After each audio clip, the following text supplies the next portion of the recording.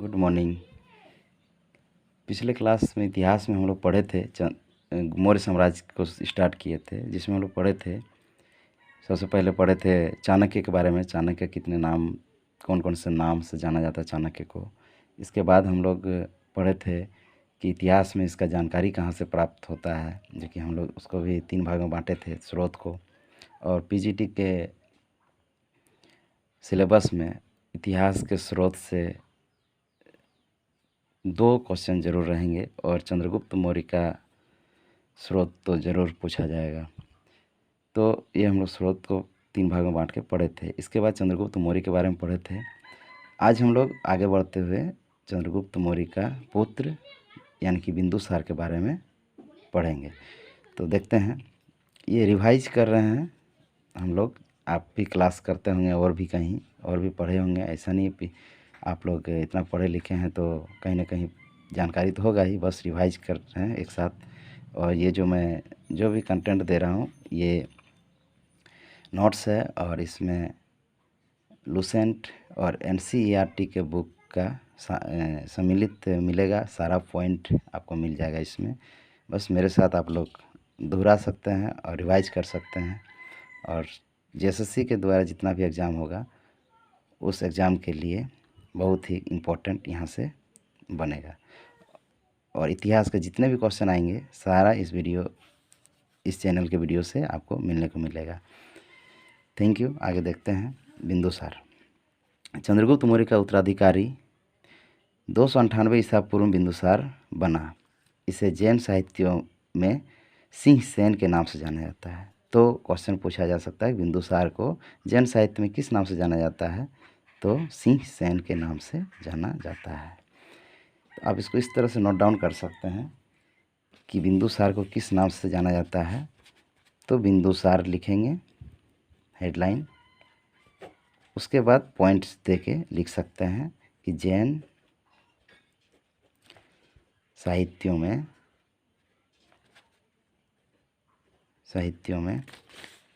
सिंह सेन के नाम से जाना जाता है, सिंह सेन। फिर आगे अगला जो मिलेगा उसको नोट डाउन करते हुए चलना है। आगे देखते हैं।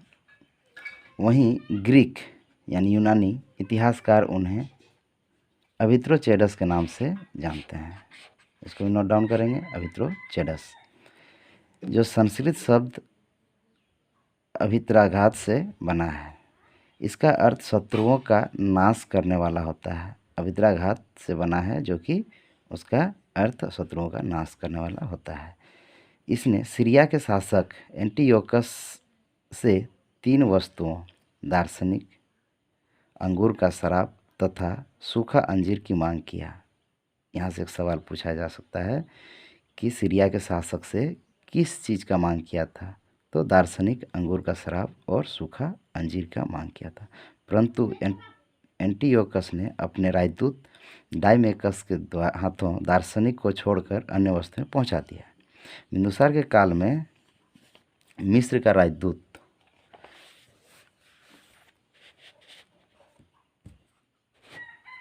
डायनेसियस भारत आया।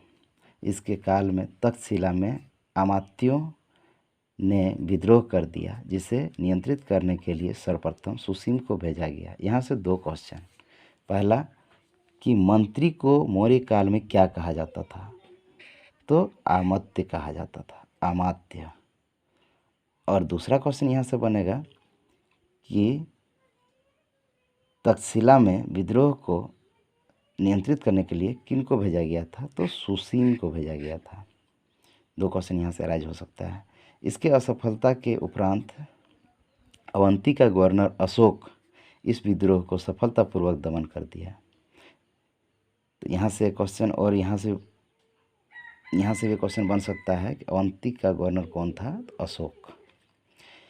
बिंदुसार ने अपना उत्तराधिकारी सुसीम को नियुक्त किया। बिंदुसार के द्वारा अपना उत्तराधिकारी सुसीम को नियुक्त किया गया था, परंतु अशोक ने बिंदुसार की एक मंत्री राधागुप्त के सहयोग से मौर्य सत्ता पर 273 ईसा पूर्व में अधिकार कर लिया। तो अशोक ने किसके सहयोग पर मौर्य सत्ता पर अधिकार किया था, तो राधा गुप्त के सहयोग पर।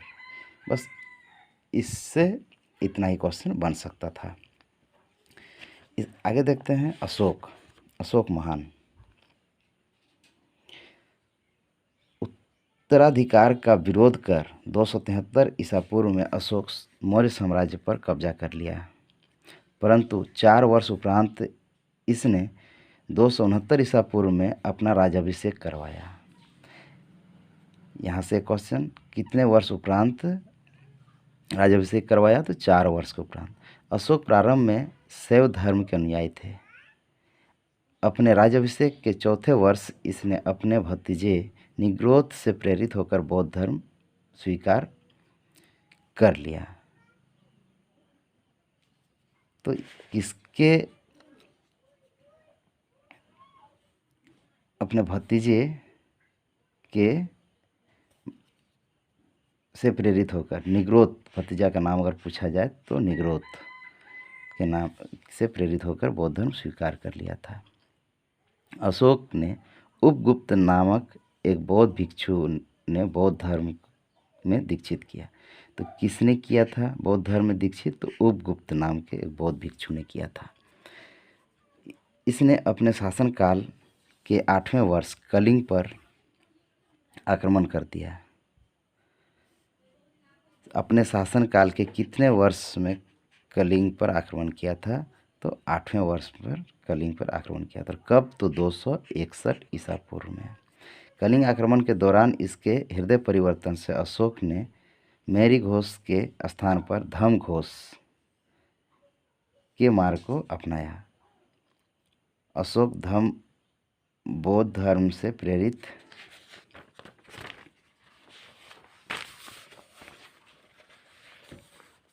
नैतिक संहिता थी।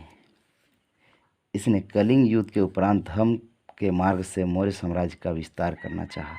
अपने शासनकाल में के 10वें वर्ष अशोक ने तीर्थ यात्रा प्रारंभ किया। कितने वर्ष में उन्होंने तीर्थ यात्रा प्रारंभ किया? 10वें वर्ष में तीर्थ यात्रा प्रारंभ किया तथा सर्वप्रथम बोध गया पहुंचा। सबसे पहले कहाँ पहुंचा? बोध गया पहुंचा।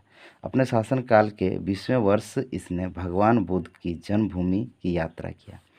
251 ईसा पूर्व में इसने पाटलिपुत्र में तीसरा बौद्ध सम्मेलन का आयोजन करवाया। यहाँ बहुत इम्पोर्टेंट क्वेश्चन है कि पाटलिपुत्र में कौन सा बौद्ध सम्मेलन या बौद्ध संगति हुआ था? तो तीसरा हुआ था पाटलिपुत्र में। तो और कब हुआ था? तो 251 ईस्वी में हुआ था। इसके अध्यक्ष मोगलीपुत्र शिष्य थे। इस सम्मेलन में अभिधम पिटक की रचना की गई। पाटलिपुत्र के तीसरा सम्मेलन में अभिधम पिटक की रचना किया गया था। अशोक अपने शासनकाल के 14वें वर्ष धार्मिक सद्भावना हेतु एक नया अधिकारी धम्म महामात्य को नियुक्त किया। इसकी मृत्यु के